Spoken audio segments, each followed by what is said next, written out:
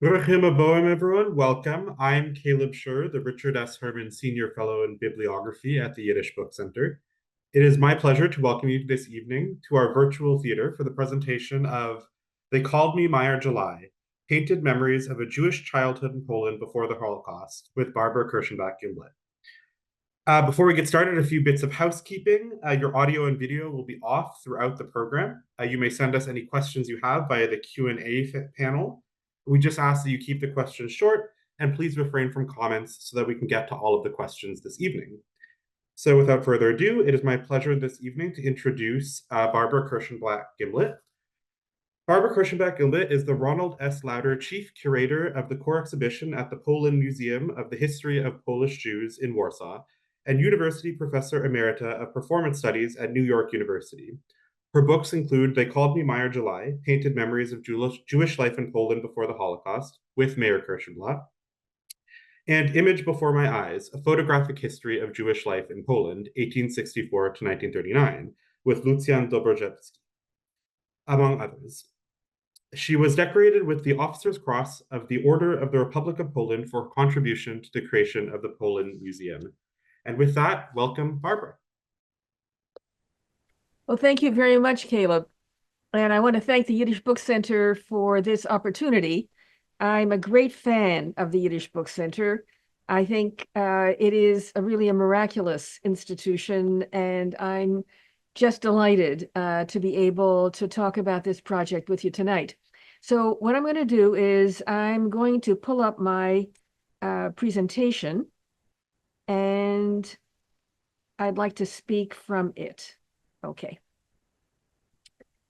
So it's Painted Memories of a Jewish Childhood in Poland Before the Holocaust, but it's going to be, I think, a very different presentation than I have made in the past, where I have presented just this project, because I've had the opportunity to exhibit these paintings in different contexts. And so what I'd like to do this evening is to talk about the project itself and then to compare two exhibitions, one at the Jewish Museum in New York in 2009, and the other a temporary exhibition that is currently on view at POLIN Museum in Warsaw.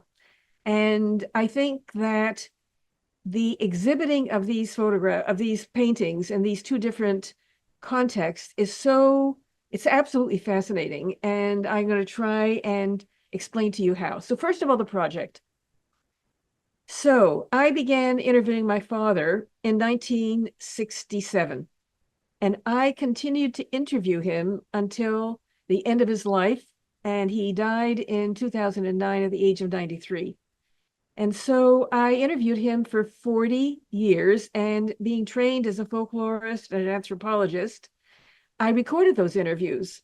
And after recording them for specific research projects, I then discovered that the most interesting conversation I could have with my father was to interview him, or to continue to interview him, about his childhood and what it was like to grow up in Poland before the Holocaust.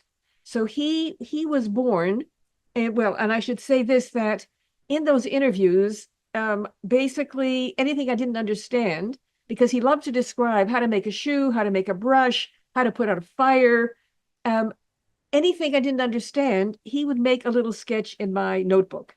And not that I'd ever need to know how to put out a fire, but how did they do it in his hometown in the 1920s and 30s?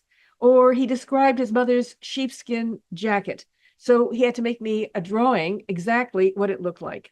Now, he was born in 1916, and he left Opatów, Apt in Yiddish, his hometown, for Canada, for Toronto, in 1934 when he was 17.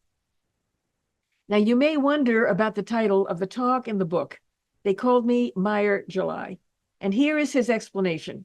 I was named after my great-grandfather, Meyer Machel Gutmacher. Everybody in town had a nickname. Mine was Meyer Tammuz in Yiddish, Meyer July, because July was the hottest month of the year. Meyer Tammuz means crazy Meyer. People get excited when it's hot, and I was an excitable kid. So that's where Meyer July, his nickname, comes from. And actually, I and my sisters, we had our own nickname for him in English, and that was Meyer Wildfire. And so he was a very, very unusual kid. And in fact, he was what I call an extraordinary, ordinary person. And I think there are many such people out in the world, but he was certainly one of them.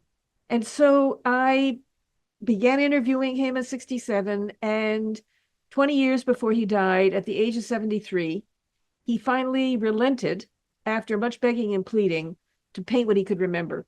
Now, he had worked as a house painter. He had a wallpaper and paint store. And I knew he had a kind of, he had a very, very, very visual memory. And I knew that he had a kind of artistic bent, but he refused. He kept on saying, I can't paint. I never had lessons. I don't know how. And for 10 years after he retired when he was 59, and because he got sick, but then he got well. And he was really at loose ends. I would say even that he was depressed. And it took us 10 years to convince him actually even more than 10 years to convince him to paint what he could remember. And so he began when he was 73, and he painted for the last 20 years of his life. And he's completely self-taught. And actually, my mother, I mean, she was so supportive. She came home one day and she said to him, I just went to the JCC, to the Jewish Community Center in Toronto, and I signed you up for art classes, and they don't give refunds. So he had no choice but to go to a life drawing class, to a still life class. But after 1 or 2 sessions, he said, it's hopeless. And we said, we agree it's hopeless, just do it. And he did. And that basically, the last 20 years of his life, he produced hundreds of paintings and hundreds of drawings and works on paper and lithographs. Now, I would say what's exceptional is his memory. He finished 7 years of Polish public school. He never went to high school. He went to Cheder, to the basically Jewish primary school after his public school each day. And so he has no formal education beyond primary school. But that, I would say, but he, like, a super intelligent guy, and he had an insatiable curiosity and a bottomless memory. And I think the two things are related. So here, this is one of my favorite paintings. It's a self-portrait.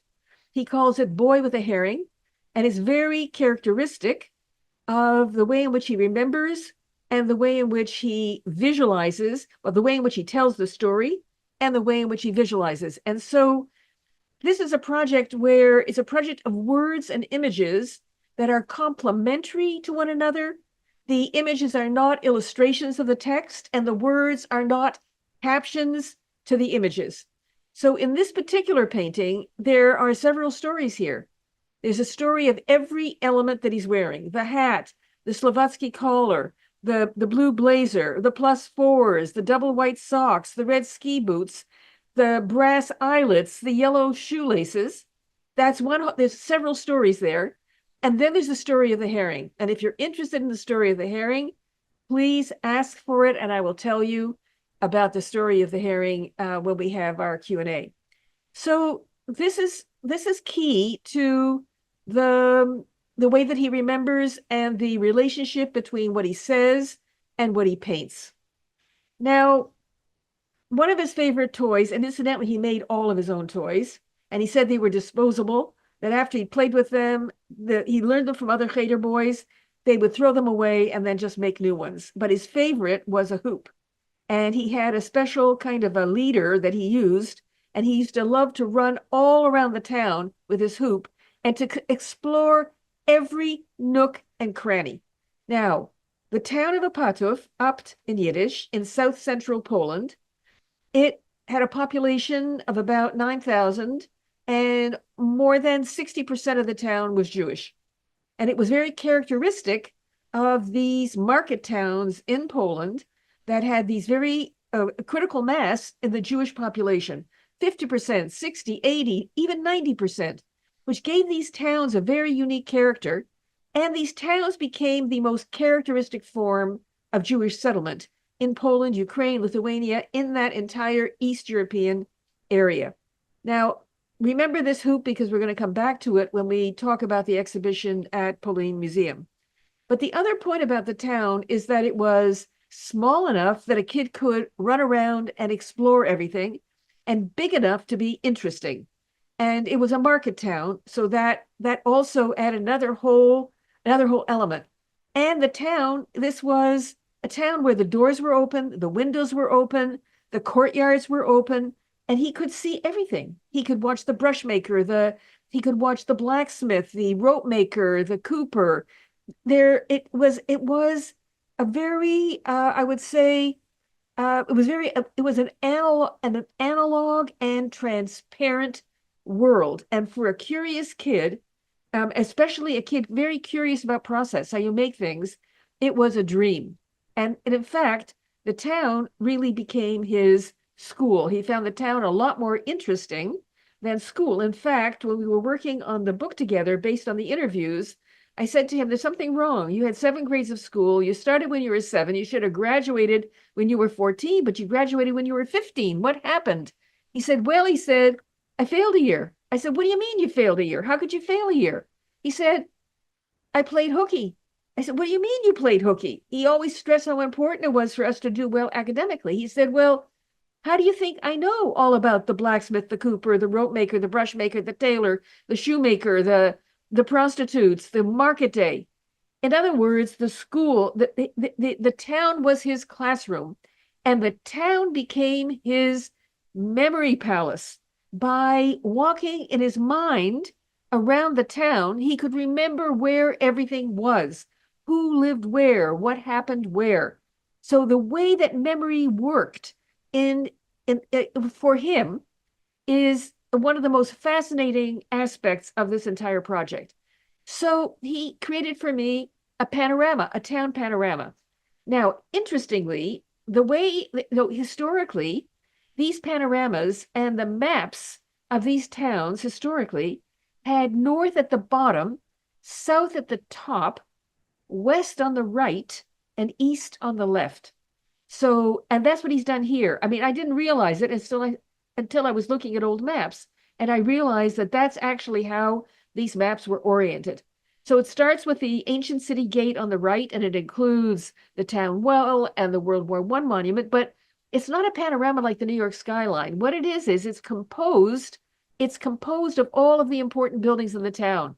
So the church bell and the monastery and the synagogue and various other elements that in a way define the panorama, not as it looked, but conceptually. That's how he composed this panorama. So then I realized that he was telling me in the interviews where everything was, where there was the monastery and the stepping stones to the meadow, and where they rinsed the laundry, and where there was the hospital, and this was at the top of this street and that street. I had no idea where anything was. So I said, look, here's a list of all the locations that you're telling me about. Make me a map. And so he did. And we have a memory map, really, on the left, which is a map that people who go to Opatów today, whose families come from there, they actually are using this map to try to find anything they can regarding where their families once lived or had their shops. So after 10 years of begging and pleading, and after my mother signed him up for these art classes for which there were no refunds, she said to him, because she used every tactic she could think of to get him started, and of course I begged and pleaded with him, my husband, who's an artist, begged and pleaded with him. She said to him, Meyer, paint the kitchen. Do it for Barbara. She'll use it in her work.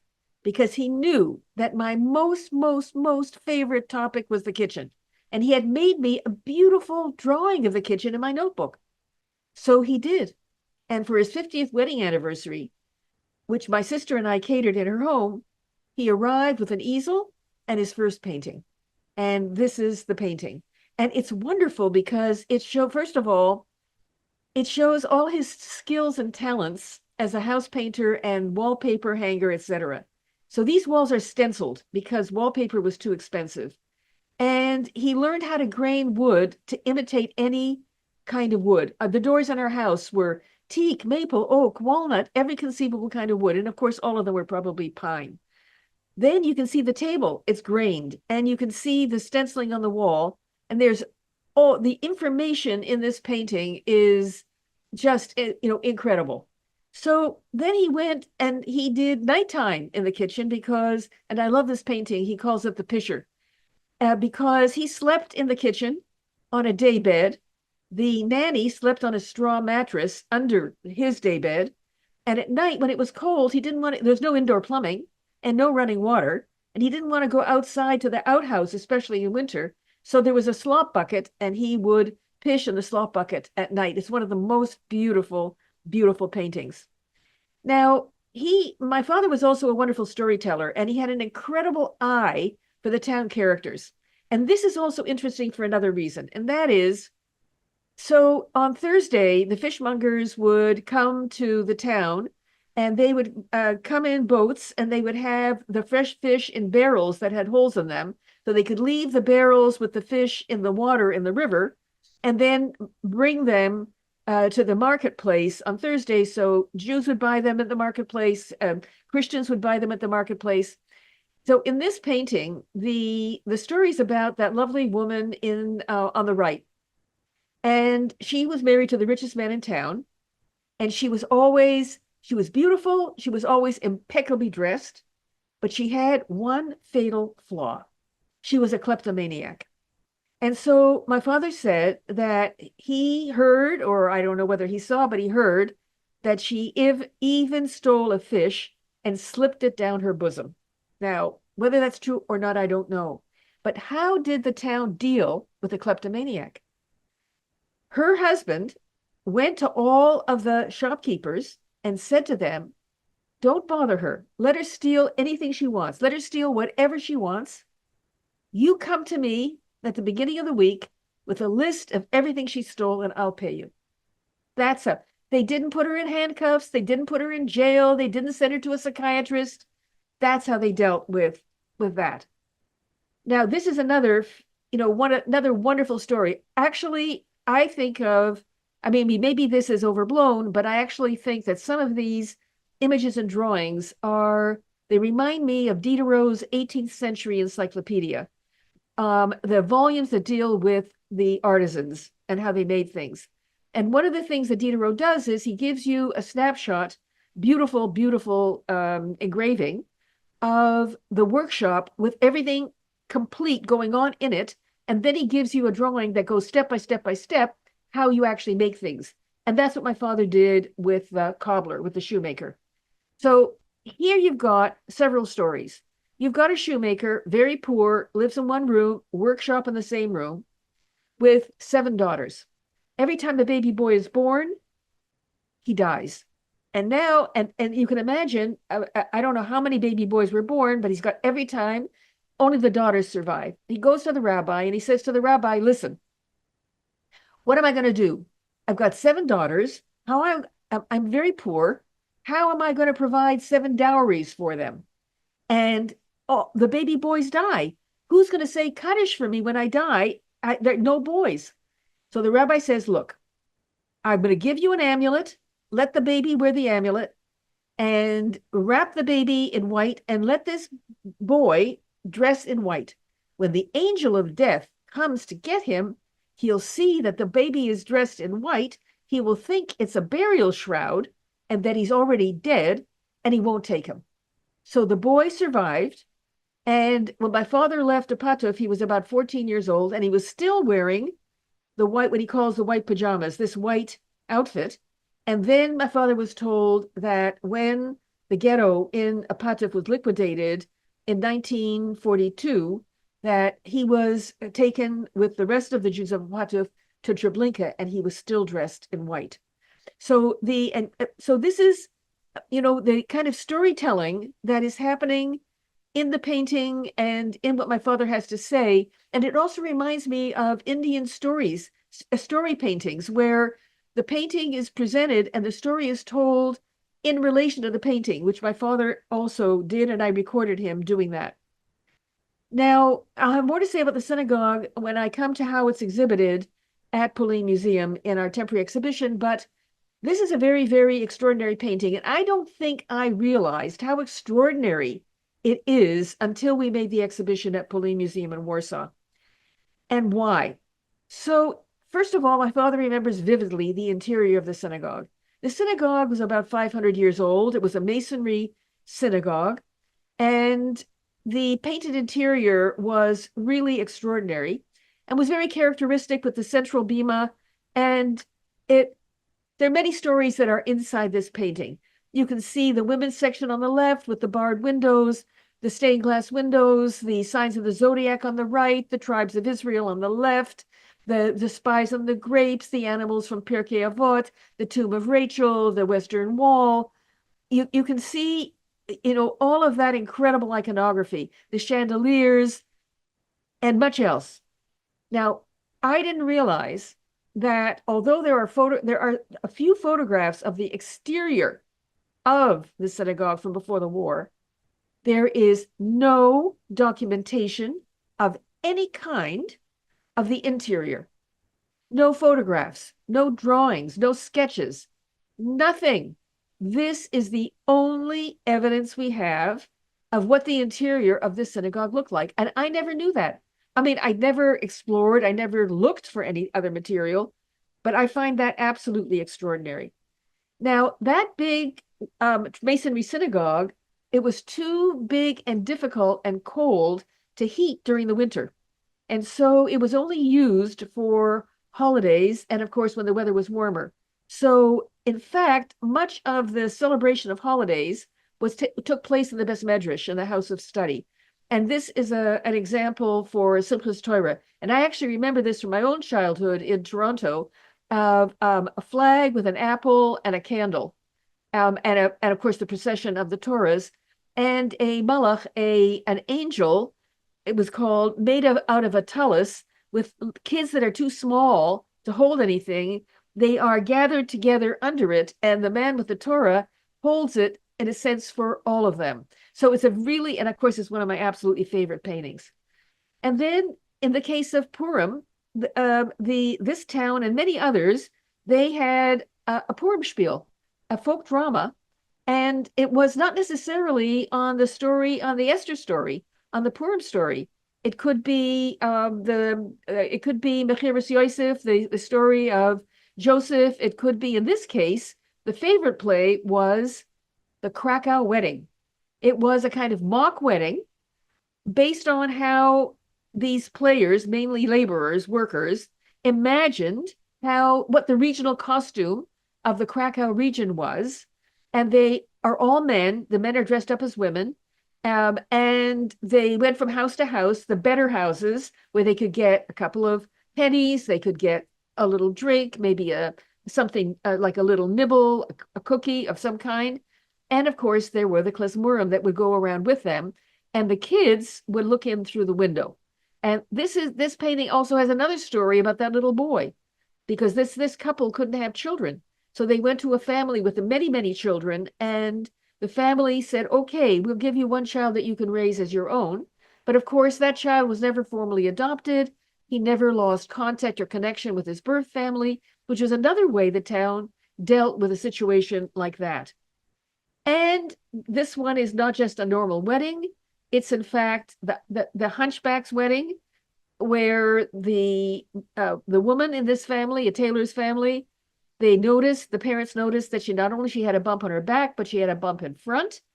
And so they begged and pleaded with her to tell who did the dastardly deed, as my father would say. And she finally told them, and finally the man relented after much begging and pleading, married her. And the minute that they broke the glass, she rushed into the other room and gave birth to a beautiful baby boy. And of course, there's much more storytelling going on in this painting, having to do with the klezmorim and how to request a tune, having to do with this red chair, which is another whole story. This one is the Schwarze Chuppah, or the black wedding in the cemetery. And it's based on a story in the Yisker book, in the memorial book, about a plague in the 1890s and an attempt to avert the plague by holding a wedding in a cemetery and marrying two individuals who were unmarriageable.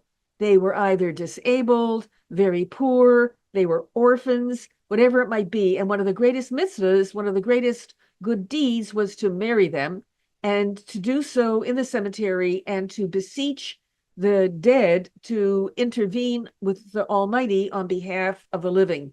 And in fact, during the pandemic, during COVID, these Black weddings were being held in Bnei Brak in Israel. It was extraordinary to see that this custom actually persisted, and the tombstones were painted. My father left in 1934, arriving in Halifax. This is on the way through Newfoundland, the ice flows, and it was only immediately after the war that he learned what happened to his family. And his father's family in Ilja was murdered when some of the boys snuck out of the ghetto and hid with the partisans in the forest. And then when winter came and it was snowy, they snuck back in. There was a snitch who revealed what had happened to the Germans. The Germans rounded up my father's paternal grandmother, gathered together all of her children that were still in Poland, their spouses and their children, tied her to a tree, shot them before her eyes, and then shot her. And my father had heard about this from letters and from survivors. He had no idea how to paint it until he saw Goya's Disasters of War at the Prado. And he immediately understood. And to have a folk painter, a self-taught painter, be inspired by Goya to visualize the murder of his family during the Holocaust was, for me, very, very extraordinary. So now I want to turn to exhibiting these paintings. So my father started exhibiting them at the local JCC in Toronto, even, within 5 years. So in the 90s, he was already showing them at the Koffler Center in the JCC there. And that was fine. And then we had and he also exhibited them very beautifully at the Magnus Museum in Berkeley. And then we had the opportunity to, thanks to Aviva Weintraub, a curator at the Jewish Museum in New York, we managed to convince the board that this would be a great exhibition of the Jewish Museum as their main exhibition of the season, the whole ground floor. The board was actually skeptical. Upper East Side, they show famous artists, they show Modigliani and Soutine and Chagall, and, they show the creme de la creme, big names, a lot of name recognition. And, it's the Upper East Side. Who's going to be interested? Nobody knows who he is. He's self-taught. It's Eastern Europe. It's the shtetl. It's nostalgia. It's sentimental. It's not for us. But anyway, somehow or other, we convinced them to take the show, and they did. And it was a great success. Roberta Smith, the art critic for the Times, wrote a beautiful, beautiful review on the front page of the art section, which, of course, you can't do better than that. Beautiful. So on the left, you see the Jewish Museum in the Warburg Mansion, and you get a sense of the elegance, the prestige. It's Fifth Avenue, it's Museum Mile. And of course, and on the right, you see POLIN Museum on the site of the former Warsaw Ghetto, facing the monument to the ghetto heroes, the site of the former Jewish neighborhood, the largest Jewish community in all of Europe before the Holocaust. There couldn't be a bigger contrast in the place, in the architecture, in the mission of these museums. There couldn't be a bigger contrast. So how did the Jewish Museum in New York exhibit the paintings? How did the POLIN Museum of the History of Polish Jews in Poland exhibit the paintings? So let's go to the Jewish Museum in New York. They titled the exhibition the same as the title of this talk. They Call Me Meyer July, Painted Memories of a Jewish Childhood in Poland Before the Holocaust. Okay. And they did an absolutely exquisite exhibition. And the beauty of it, and I don't think that these photographs can convey how beautiful this was, but the eternal season of my father's youth, as he remembers it, is spring and summer. In fact, at a certain point, I said to him, did it not snow in Opatów? Was there no winter in Opatów? And he then proceeded to make a whole series of winter paintings. But he, his friend used to say to him, we waited for May like for the Messiah. So the eternal season of his youth was spring and summer. And so the lighting, the painted walls were all intended to communicate this season of his youth. And very, very beautiful. Number two, the Jewish Museum, their mission is to explore the Jewish experience through art. And so for them, they want to bring the art forward. They want a minimum of text, but of course, there's a lot of storytelling here. And the texts, all the texts were Meyer's words. He told the stories. He was the narrator, which I think is very, very critical because the stories are absolutely integral to the paintings. They are complementary to one another. They complete one another, and the interplay between them is the point. So they installed this exhibition so as to give the paintings room to breathe, and that the curation was all about the selection, juxtaposition, and clustering and sequence of the paintings thematically. And so if you will, the storytelling was in the curation of the paintings. It's very, very, very specific. And it was an art exhibition at an art museum dedicated to the Jewish experience. And so let me just see if I have another. Oh, here's another example. And there was a wonderful audio guide. It won an award from the American Museums Association. And on the audio guide, you can hear Meyer, but you can also hear others commenting. But you get a sense of what it would be like. And you could basically take your time, explore the paintings, read the stories, listen to the audio guide. It was calm. It was an invitation to reflect and to just bask in the beauty of these paintings. And this is the only content. There were basically, except for a showcase with a few original photographs, there was no documentary material, no historian talking, nothing of the kind. Then at the very end, it's the story of him leaving. And this, of course, is emigration story, some wonderful, wonderful paintings.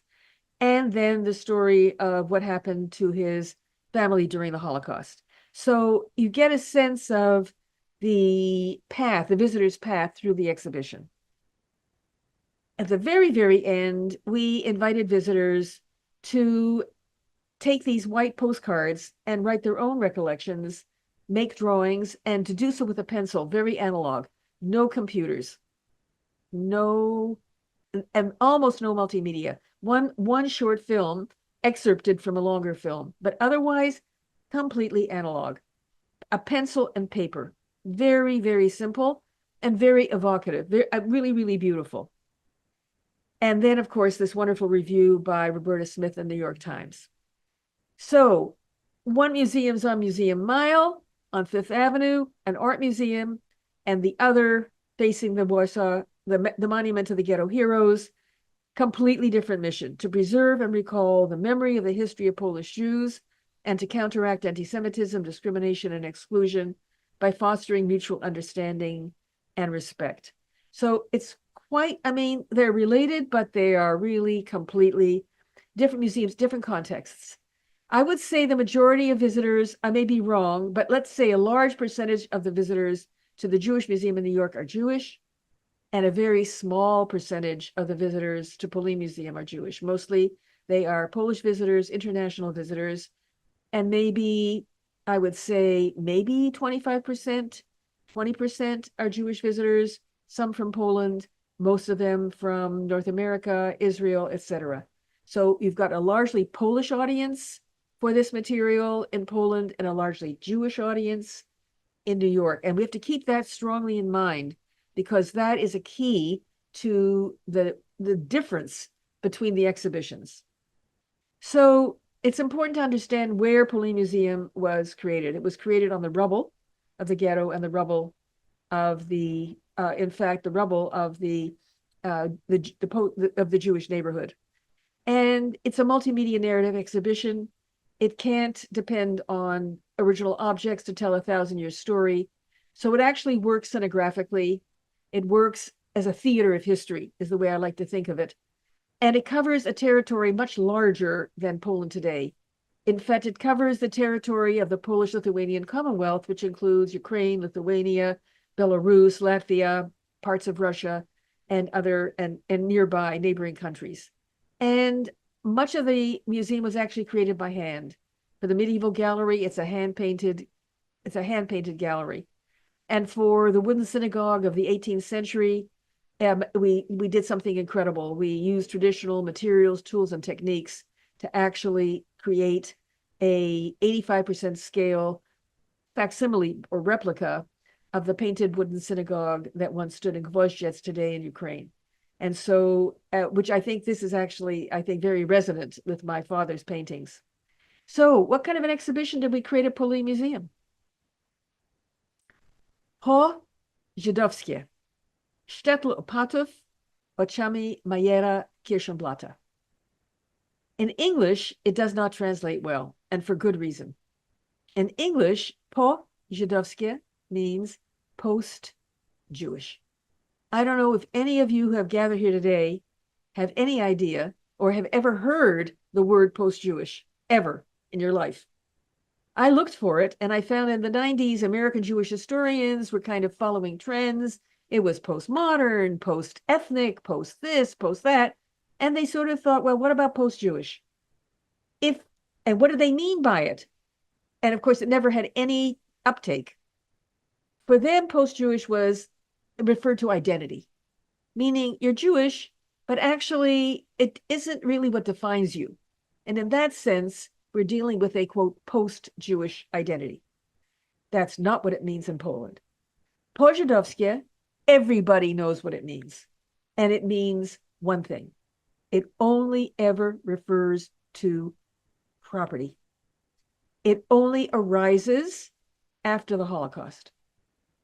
And it appears on these geological survey maps. You know how the county has to make maps of, say, the town, and to show, where every house and church and every property is, and they have to identify whose property it is. On those maps that were made in the mid-1940s, appear in many places the word po-Żydowskie. And what does it mean?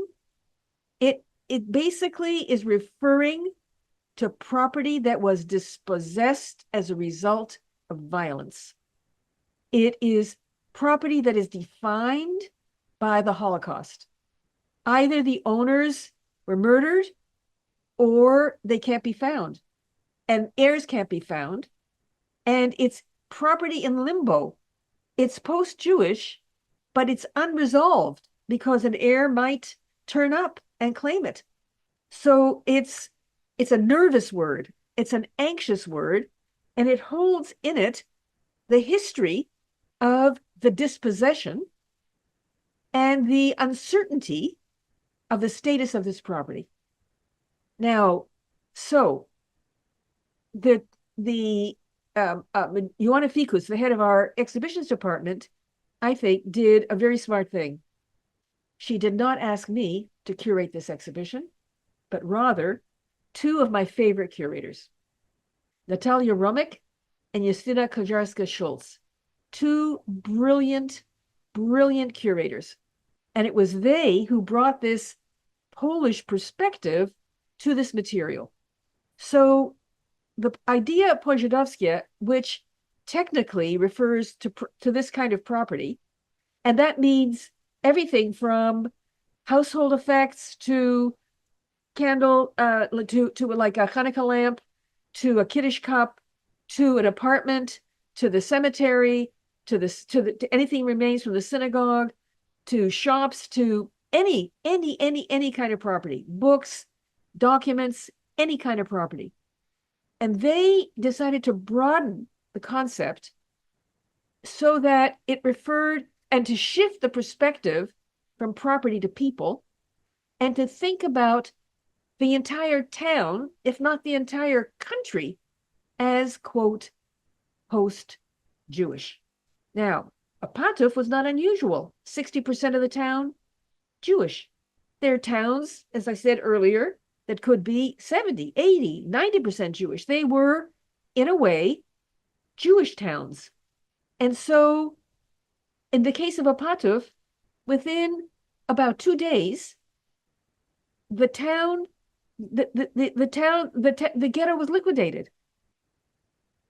I was born 3 weeks, but on September 30th, October 22nd, the ghetto was liquidated. In 2 days, by that time it was more than 60%, but let's say 65, 70% of the town was gone. The apartments had everything in them. It had food on the stove. The shops had everything in them, but 70% of the population is gone. So immediately, it's like literally in an instant, that whole town is post-Jewish, and all that property is post-Jewish. And of course, in the years that followed, there's a whole evolution of that property and a whole evolution of the understanding of it. So they came with this concept, post-Jewish, and they wanted to shift it from a very narrow meaning of, and a really narrow meaning of property, to thinking about people, both those who once owned the property and those who are living in the town today and are living in those apartments and have their business in those shops and who are using the cemetery as a park and who are using the mikveh as a candy factory. They wanted to really bring a post-Jewish lens to the town. And how did they decide to do it? Well, first of all, they wanted to establish what is a shtetl and how many were there. So this is a map. The red line shows Poland of the interwar years, and there were over 1,000 shtetls in Poland at the time of my father lived there. But they wanted to show that it's a much bigger picture, that it extends to Lithuania, it extends to Belarus and Ukraine.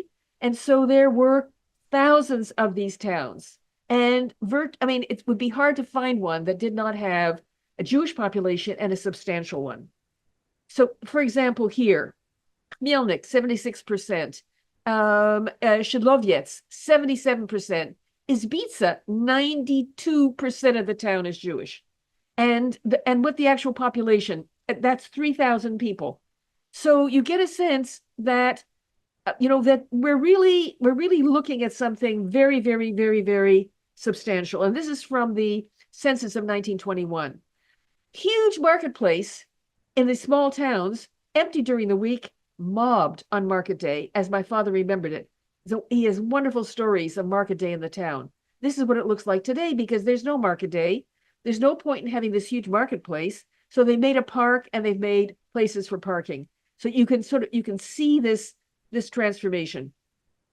Now, what Natalia and Justina did is they went into the archives in Warsaw, and they found pre-war photographs of the town, and they're photographs I've never seen. I don't think anybody has seen them, because they've never.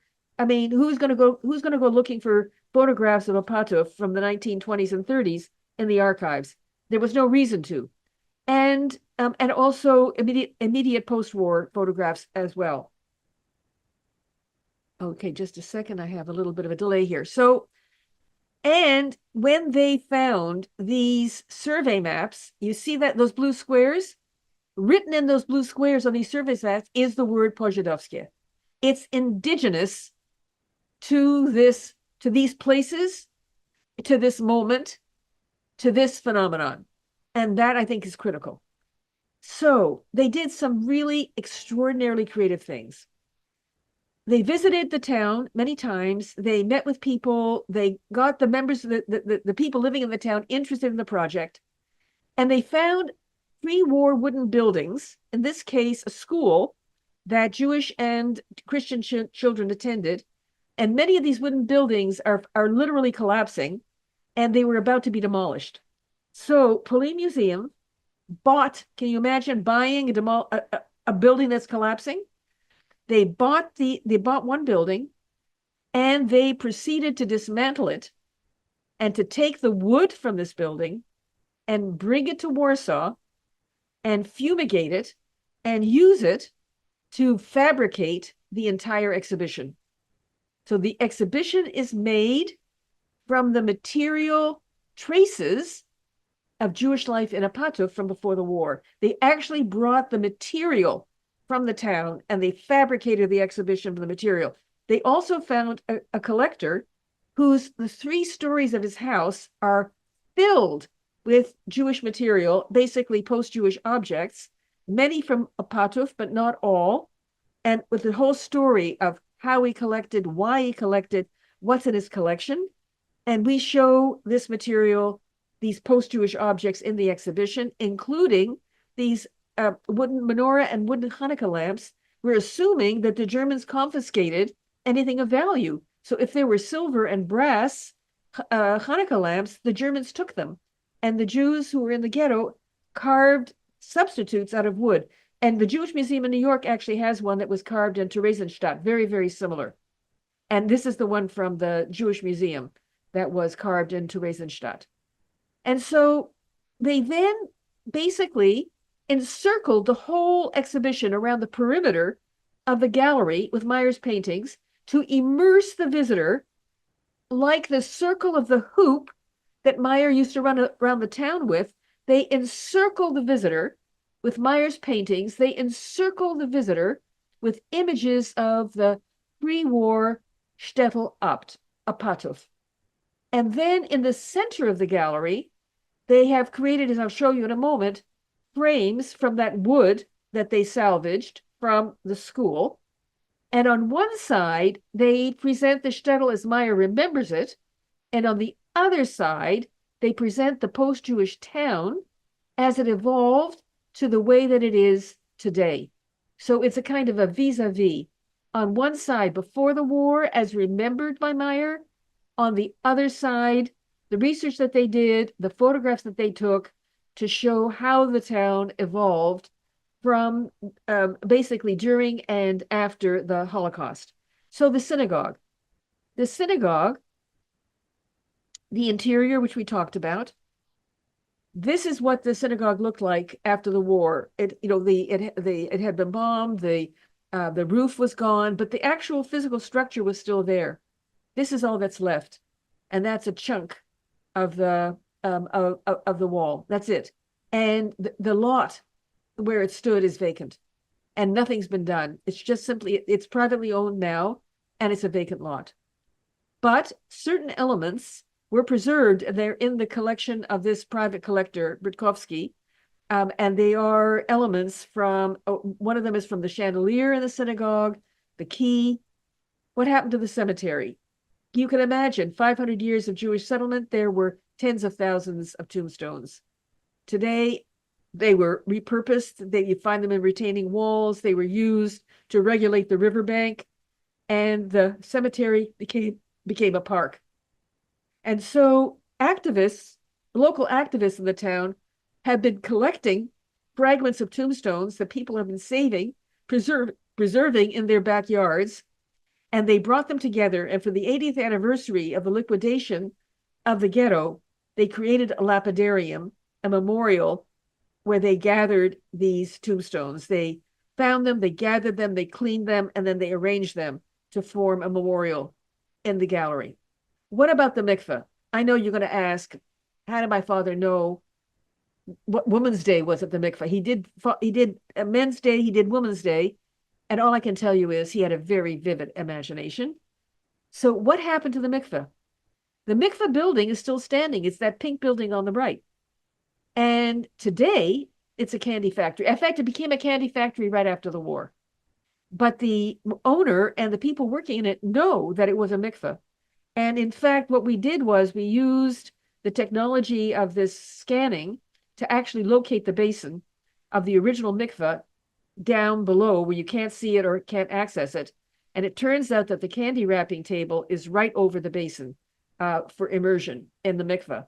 And the whole process is still done by hand. These women still wrap these. They're called little cows, krufki. And my father remembers them and he describes them.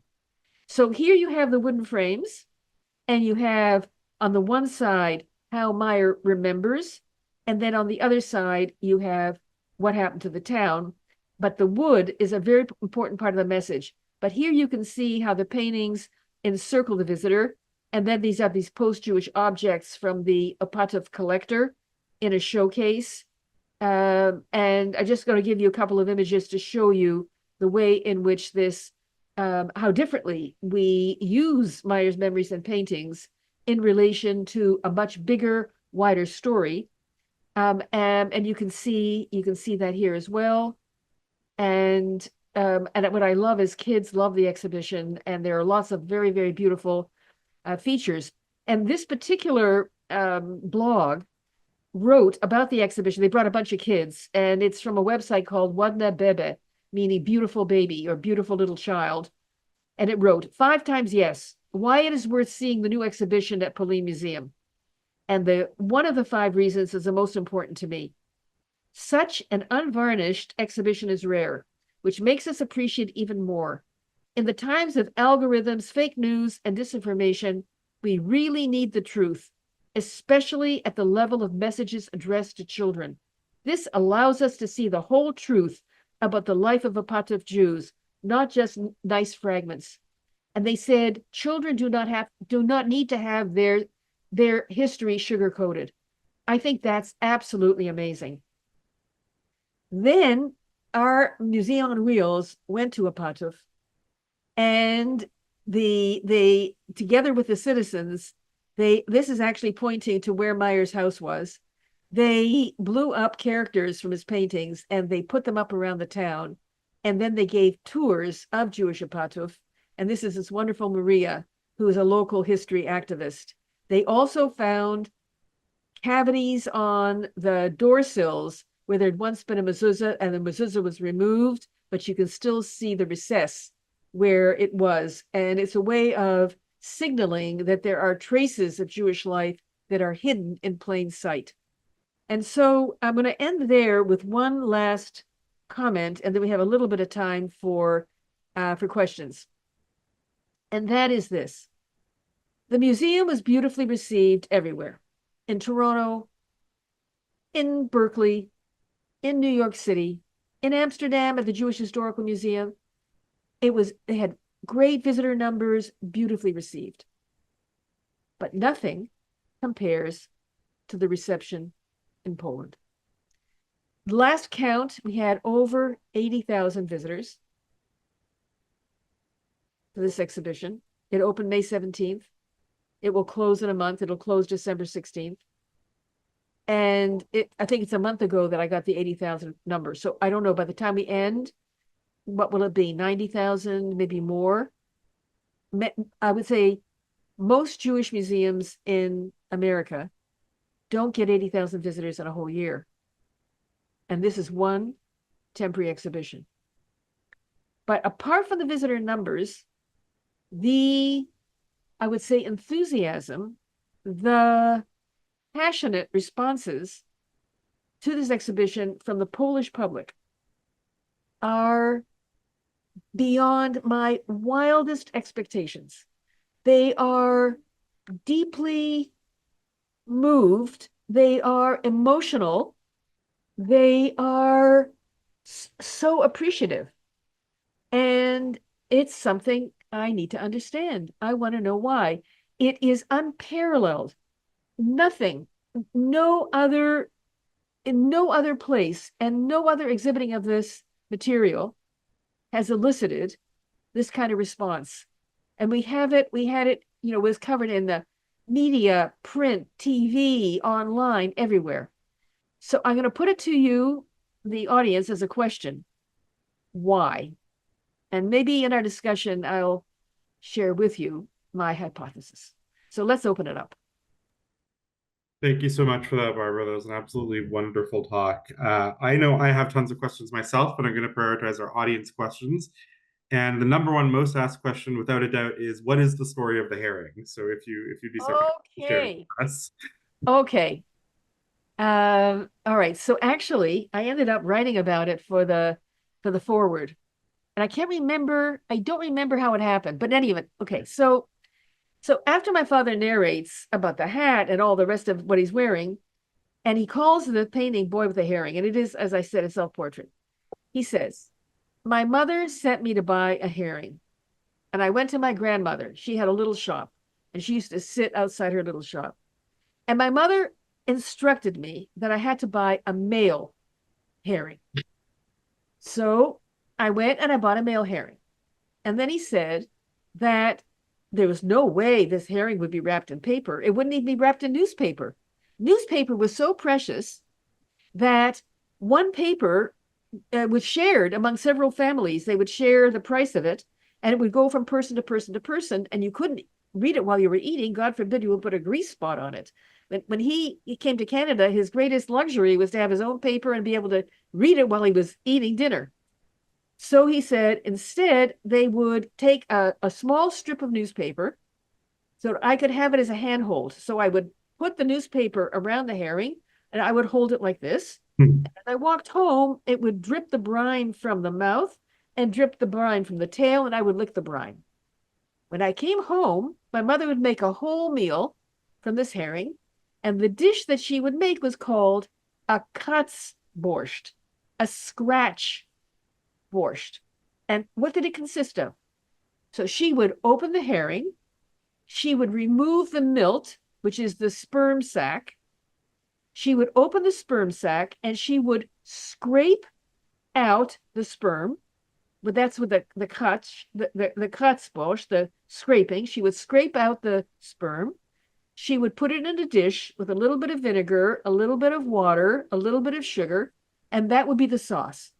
Then she would cut up the herring in pieces, and she would have a fresh rye bread, and the family would sit down, and each person would take a piece of bread, a piece of herring, dip the bread in the milt, and that would be dinner. Now, what is amazing to me is that this actually is common. I mean, I only found one other reference to Kratzborscht, and I found it in a Yisker book that I looked up on the digital library of the Yiddish Book Center.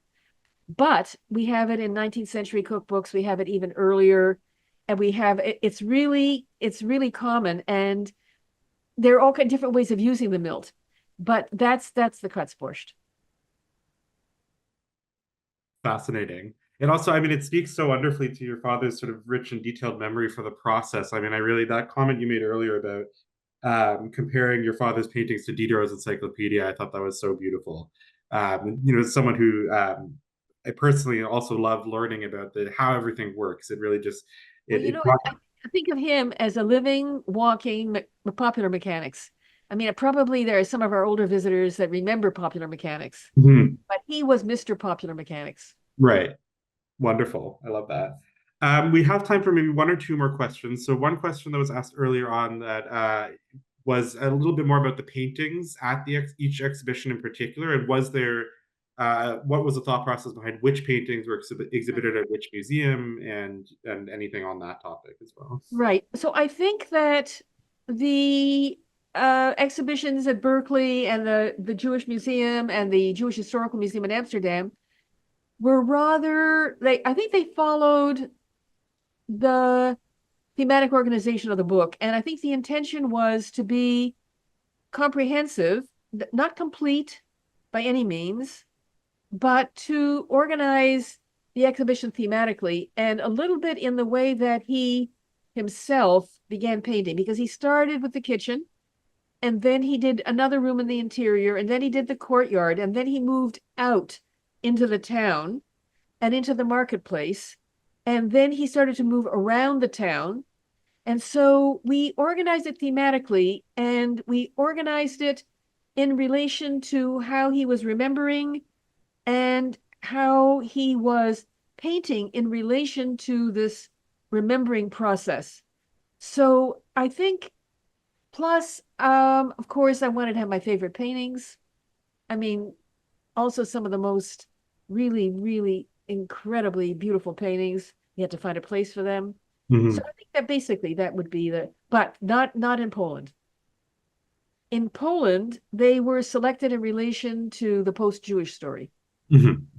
So on the one hand, it was to encircle you with the town and for you to feel immersed that you could, if you wanted to, not even look at any of the frames. You could just simply walk all the way around, and they were organized thematically, but they were also oriented to the post-Jewish story. So they had that double function of what we did in the other exhibitions, but also that there were moments where they were part of this vis-a-vis. Hmm. Thank you. I think we are almost at time, so I'm going to ask one more question, which I'm going to take a bit of my prerogative here, and I'm curious to hear your thoughts as to why you think the exhibition was so much more well received and so much more received, one might just say, in Poland compared to its other showings. So my father, he used some very interesting metaphors. He had a way with words, sometimes actually offensive, but other times quite poetic. And he referred to himself as a storehouse of memory. I think of the town as his memory palace, but that's not, a reference he would have known to draw on. He also had an image or a way of thinking about Polish, well, memory may be the wrong word, Polish forgetting. Hmm. And he called it the phantom limb. Hmm. And he basically, and I can't remember now if I have it in if I took it from the interviews or included it in anything we've done, but I think what he was getting at, and I think that I, what I put it this way, I think of POLIN Museum and I think of my father's project as an alternative way of dealing with the Holocaust. I think of it as what I call constructive engagement. Hmm. That I think of it as the on the one hand, there is this extraordinary pain of acknowledging the loss of life. But I think that that sense of loss is deepened with the understanding and the experience of the world that was lost with them. Hmm. And what's interesting for me is that the reception in America, North America, was largely a reception by Jews for whom the towns are the places where their ancestors live, but their interest is in their ancestors. Their Hmm. interest is in the people who once lived there. But in Poland, the people living there now have the property. They're living in a shell. Hmm. They're living in places that are missing the Jews. So, if you will, in the North American context or elsewhere, anywhere but Poland, Hmm. there's memory of the Jews who live there, but there's no property, there's no town, there's none. But in the towns, this sense of loss, this sense of what was once there. Like for Opatów, for example, the town now is 7,000 people. There may be only 10 families that have a pre-war history in that town. Hmm. Everybody else comes from somewhere else. There was nothing for them to remember.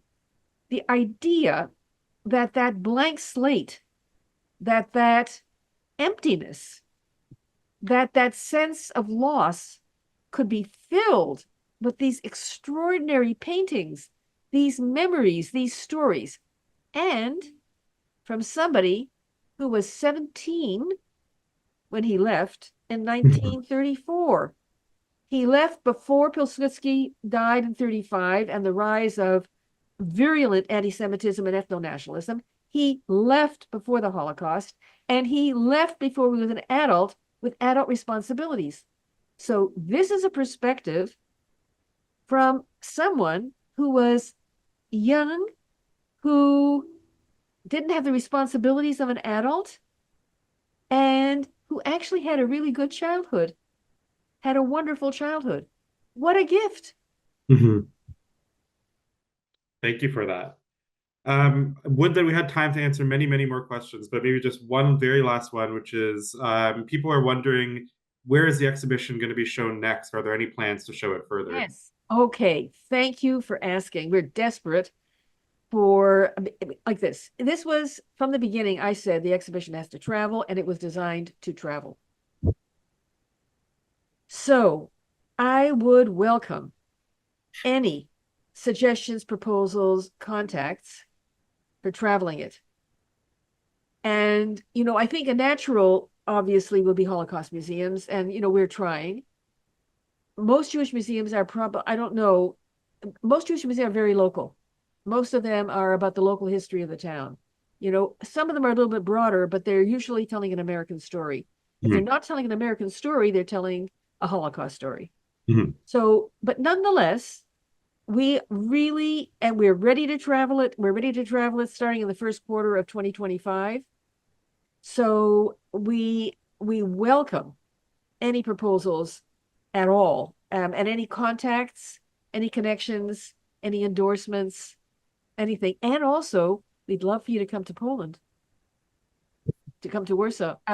Okay, and there are some very, very quick questions, like when was POLIN Museum built? It was the idea for the museum was in 1993. The museum was founded in 2005. It opened the building in 2013, and it had the grand opening in 2014.